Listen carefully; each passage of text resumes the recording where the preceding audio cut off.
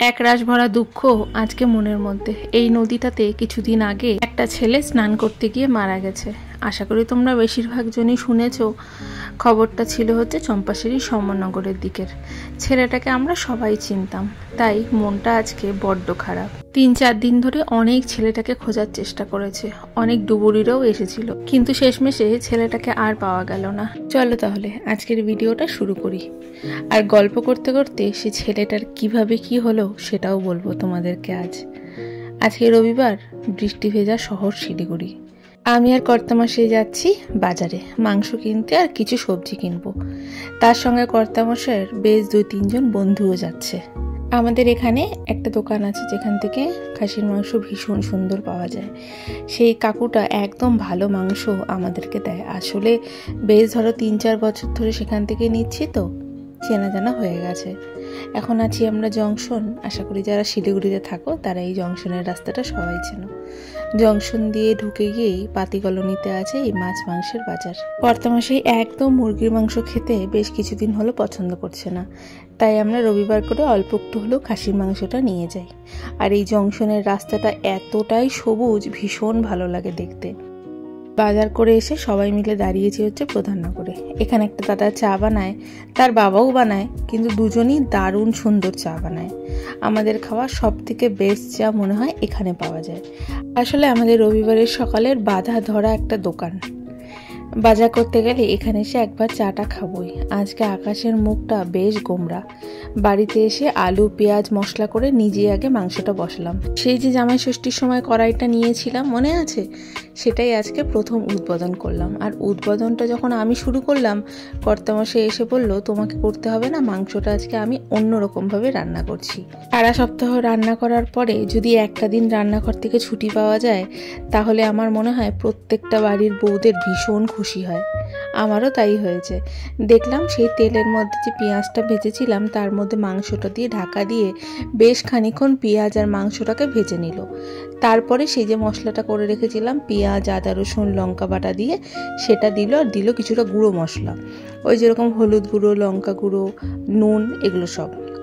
এবার সমস্ত কিছুকে বেশ অনেকক্ষণ ধরে কম আঁচে ঢাকা দিয়ে কষালো। আসলে লোহার কড়াই তো, যদি কম আঁচ করেও অন্যদিকে চলে যাওয়া যাচ্ছে, নিচের দিকে দেখো হালকা হালকা করে লেগে যাচ্ছে। মাংস কষানো হয়ে যাচ্ছে, আর আমি 1 টুকরা 2 টুকরা মাংস না খেলে ঠাকুর বড্ড পাপ দেবে আমায়। অন্য একটা গ্যাসে কিন্তু অলরেডি গরম জল বসিয়ে রেখেছে। মাংসটা কষানো হয়ে গেলে অন্যদিকে এই জলটা দিয়ে দেবে। বেশ অনেক দিন হলো কর্তামশাই রবিবারের মাংস করে না, তাই আমার একদম রবিবার দিনটাও হুড়োহুড়ি লাগে। ঘর মোছা, ঘর ঝাড় দেওয়া, বাসন মাজা, জামা কাপড় কাচা, কম তো আর কাজ থাকে না। তাই আজকে যখন কর্তামশাই মাংসটা বসাচ্ছে, চটপট করে সমস্ত কাজবাজগুলো সেরে নিচ্ছি আমি। এবার চলো সেই ছেলেটার গল্পটা বলি। আসলে ছেলেটার বাড়ি আমার বাড়ি থেকে 2-3টা বাড়ি আগে। এই রবিবার তারা গেছিল সকালবেলা ফুটবল খেলতে 3 বন্ধু মিলে। যে ছেলেটা মারা গেছে সেই ছেলেটার বয়স ধরে নাও 22 থেকে 23 বছর। বন্ধু মিলে সকালবেলা খাওয়া দাওয়া করে 10টা-11টার দিকে ফুটবল খেলতে বেরিয়েছিল। ফুটবল খেলা হয়ে যাওয়ার পরে তারা গেছিল ওই ছোট নদীটাতে স্নান করতে। নদীটা কিন্তু দেখে মনে হয় অনেকটা ছোট, কিন্তু তার জল কিন্তু গভীর। বেশ অনেক দিন ধরে শিলিগুড়িতে সকাল থেকে রাত পর্যন্ত শুধু বৃষ্টি আর বৃষ্টি হয়ে যাচ্ছে। তার জন্য প্রত্যেকটা ছোট থেকে বড় নদীর জল ফুলে ফেপে উঠেছে। 3 বন্ধু যখন ফুটবল খেলা শেষ হয়ে গেছে, তখন গেছে এই নদীতে স্নান করতে। 3টা ছেলেই বেশ অনেকটা ছোট। হাসি মজা করতে করতে তারা চলে গেছে একদম মাঝখান বরাবর। আর ঠিক তখনই জলের স্রোতটা প্রচণ্ড পরিমাণে বেড়ে গিয়েছিল। 2টো ছেলে মোটামুটি পার পর্যন্ত চলে এসেছিল, কিন্তু আর একটা ছেলে সে আর পারে উঠতে পারেনি। যে 2টো ছেলে বেঁচে গেছে তারাও কিন্তু জল খেয়েছিল। তারা জল খেলেও বুদ্ধি করে পারে উঠে গেছে, কিন্তু সেখানেই এই ছেলেটা হাজার চেষ্টা করেও কিন্তু পারে উঠতে পারেনি। ভাগ্যটা এটাই ভালো যে সেই ছেলেটাকে বাঁচানোর জন্য আর 2টো ছেলে সেখানে নামেনি।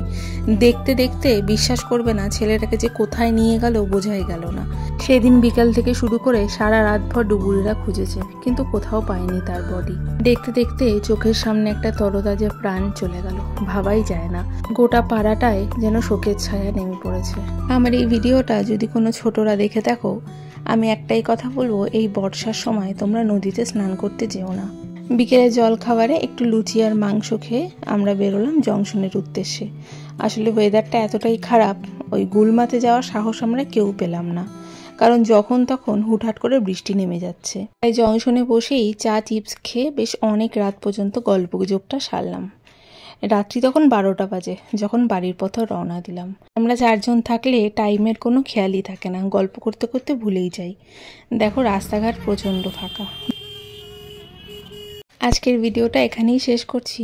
যদি কিছু ভালো লাগে একটা লাইক করে চ্যানেলটা সাবস্ক্রাইব করে পাশে থাকবে।